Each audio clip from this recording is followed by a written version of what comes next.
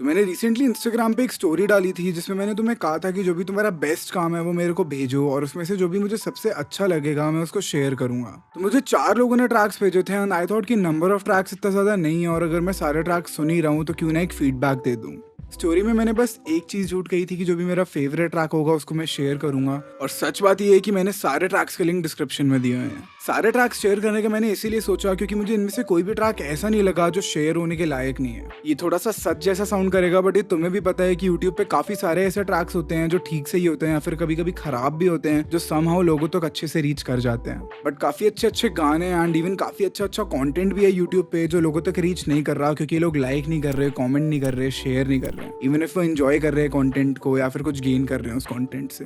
खैर मैंने सारे ट्रैक्स का लिंक तो दिया हुआ है तुम्हें डिस्क्रिप्शन में जिससे तुम सारे ट्रैक्स सुन पाओ और वहां पे जाके भी उन आर्टिस्ट को सपोर्ट कर पाओ। बट फिर भी मैं हाईलाइट ट्रैक्स बताऊंगा, एक बेस्ट ओवरऑल ट्रैक बताऊंगा जो मुझे ओवरऑल सबसे अच्छा लगा, एक प्रोडक्शन वाइज जो मुझे सबसे अच्छा लगा और एक मिक्सिंग वाइज जो मुझे सबसे अच्छा लगा। तो मैंने सारे ट्रैक्स ऑलरेडी सुन लिए और जितने भी पॉइंटर्स हैं वो इस नोटबुक में लिखे हुए हैं। अभी मैं रैंडम ऑर्डर में ही फीडबैक देने वाला हूँ, अभी मैं कुछ ऐसे पोजिशन नहीं दे रहा किसी ट्रैक को। तो सबसे पहली एंट्री जिसका मैं फीडबैक देने वाला हूँ दैट इज मैंने दिल से कहा का कवर बाय रवि राज। तो इसको हम रैंक नहीं करेंगे या फिर इसको कंपेयर नहीं करेंगे बाकी ओरिजिनल सॉन्ग से क्योंकि ये एक अनप्लग्ड सा कवर था तो इसको उनके साथ कंपेयर करना थोड़ा अनफेयर रहेगा। तो इसका मैं एक सेपरेट फीडबैक दे देता हूँ। तो सबसे पहली चीज जो मुझे लगी कि लोज थोड़े से और फिल हो सकते थे पियानो से, थोड़े से लोज एम्प्टी थे, थोड़ा और फुल साउंड कर सकता था ओवरऑल सॉन्ग। कुछ कुछ वर्ड्स के एसेस कंट्रोल हो सकते थे, कहीं कहीं पे एसेस थोड़े से मुझे लग रहा था कि चुभ रहे हैं एंड एक दो नोट स्लाइटली मुझे ऑफ लगे, थोड़ा सा ज्यादा ही निटपिकी टाइप है। बट एक दो नोट्स मुझे लगा वोकल्स में और बेटर ट्यून हो सकते हैं। सो ये कुछ पॉइंटर्स हैं जो मुझे इस ट्रैक में पर्टिकुलरली फील हुए। ऑब्वियसली अभी वोकल प्रोसेसिंग और सब कुछ और बेटर हो सकता है बट आई थिंक ये सारी चीजें एक्सपीरियंस से ही आती है। मैं इसमें कुछ पॉइंट आउट करके तुम्हें नहीं बता सकता। जितने तुम ट्रैक्स मिक्स करोगे, जितना काम करोगे उतना बेटर होगा।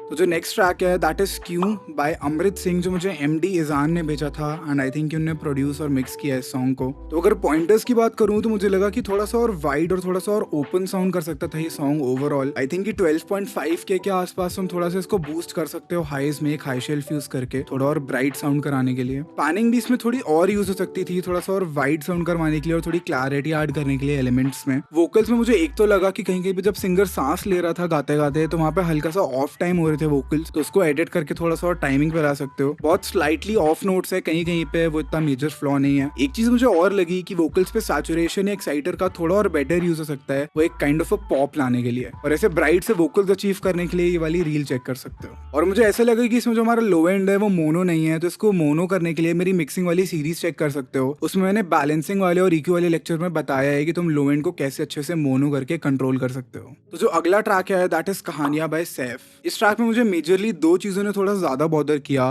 पहली चीज है वोकल्स एक तो कट थ्रू अच्छे से नहीं कर पा रहे थे मिक्स में, और अब्रप्ट से वोकल के वॉल्यूम में डिप्स या फिर बूस्ट आ रहे थे बीच बीच में। जैसे एक वर्ड म्यूजिक में बहुत ज्यादा खोया हुआ था, दबा हुआ था, एंड सडनली अगला वर्ड काफी ज्यादा ऊपर आ जा रहा था मिक्स में। तो आई थॉट कि वोकल्स पे थोड़ा और बेटर ऑटोमेशन से वर्क हो सकता था और थोड़ा सा और कट थ्रू बेटर कर सकते थे वोकल्स। उसके बाद अगली चीज जो थी वो थी लो मिड्स में काफी ज्यादा क्लटर था एंड आई थिंक इस चीज की वजह से भी वोकल्स इतने अच्छे से कट थ्रू नहीं कर पा रहे थे। तो म्यूजिक में लो मिड्स थोड़ा और बेटर कंट्रोल हो सकते थे, वहाँ पे क्लीनिंग और बेटर हो सकती थी। तो उससे लो मिड्स भी ऑब्वियसली काफी ज्यादा क्लीन रहते ओवरऑल ट्रैक में और वोकल्स भी और बेटर कट थ्रू कर पाते म्यूजिक में। एंड पर्सनली आई थिंक कि लो मिड सबसे ज्यादा तंग करने वाली फ्रीक्वेंसीज होती है कानों को फॉर अ लिसनर या फिर फॉर अ मिक्सिंग इंजीनियर। एक बहुत माइनर सी चीज थी कि कुछ कुछ वर्ड के एसेस थोड़ा सा चुभ रहे थे, तो उसको और बेटर कंट्रोल कर सकते हो। तो जो लास्ट ट्रैक है वो है ओ जाना by turn next. I guess सही प्रोनाउंसिएशन है, गलत हो तो बता देना। तो इसमें एक चीज जो मुझे सबसे ज्यादा बॉदर कर रही थी दैट वाज द किक की साउंड में कोई गलती नहीं थी, प्रोडक्शन में कोई गलती नहीं थी, उसकी बैलेंसिंग में गलती थी। ऐसा लग रहा था कि पूरा जो बाकी अपना सॉन्ग है वो यहाँ पे चल रहा है और जो किक है वो यहाँ पे चल रही है। तो किक की बैलेंसिंग थोड़ी और बेटर हो सकती थी, थोड़ा और बेटर ब्लेंड हो सकती थी किक मिक्स के साथ। एक चीज और जो मुझे थोड़ी मेजर लगी वो थी कि एक अनवांटेड सी माउथ नॉइज थी जब वोकल स्टार्ट होते हैं उसके जस्ट पहले। तो हमेशा मेक श्योर कि अपने वोकल्स को अच्छे से एडिट कर रहे हो, जो भी अनवांटेड चीजें उसको कट कर रहे हो। एंड गाने की वाइब के हिसाब से इसमें भी मुझे ये लगा कि वोकल्स थोड़े और ब्राइट हो सकते थे, थोड़े और पॉप कर सकते थे हमारे मिक्स में। ऑलराइट, तो ये सारे मेजर पॉइंटर्स है जो मुझे लगे हर ट्रैक में। और अब मैं बताता हूँ कि मुझे प्रोडक्शन वाइज सबसे अच्छा ट्रैक कौन सा लगा। तो प्रोडक्शन वाइज जो मुझे सबसे अच्छा ट्रैक लगा दैट वाज कहानियां बाय सैफ। इसका रीजन भी मैं तुम्हें बताऊंगा। तो the reason is variation and addition जो एलिमेंट्स का हो रहा था पूरे सॉन्ग में। मुझे कभी भी ऐसा फील नहीं हुआ कि कोई पार्ट ऑफ द सॉन्ग बहुत रेपिटेटिव है, बहुत मोनोटोनस मोनोटोनस है या फिर कोई एलिमेंट जो है वो कॉन्स्टेंटली सेम चीज प्ले करते करते चले जा रहा है। एंड एक बहुत अच्छी सी वेरिएशन भी थी एंड में जहाँ पे ऑर्केस्ट्रल ड्रम्स आए थे, तो उसने भी एक काफी different vibe they the particular section को। एक चीज जो मुझे ऑर्केस्ट्रल ड्रम्स की लगी इस ट्रैक में कि वो थोड़े से थिन साउंड कर रहे थे, इसीलिए मेक श्योर की अच्छी लाइब्रेरी है तुम्हारे पास, अच्छे साउंड यूज कर रहे हो, क्योंकि प्रोडक्शन काफी अच्छी थी। बट अगर वो साउंड सिर्फ और बेटर होते तो वो प्रोडक्शन काफी और बेटर हो जाती और काफी प्रोफेशनल और साउंड करने लगती। मैं एक लाइब्रेरी सजेस्ट कर सकता हूँ ऐसे ऑर्केस्ट्रल ड्रम्स के लिए जो मैं पर्सनली यूज करता हूँ, that is the action strikes.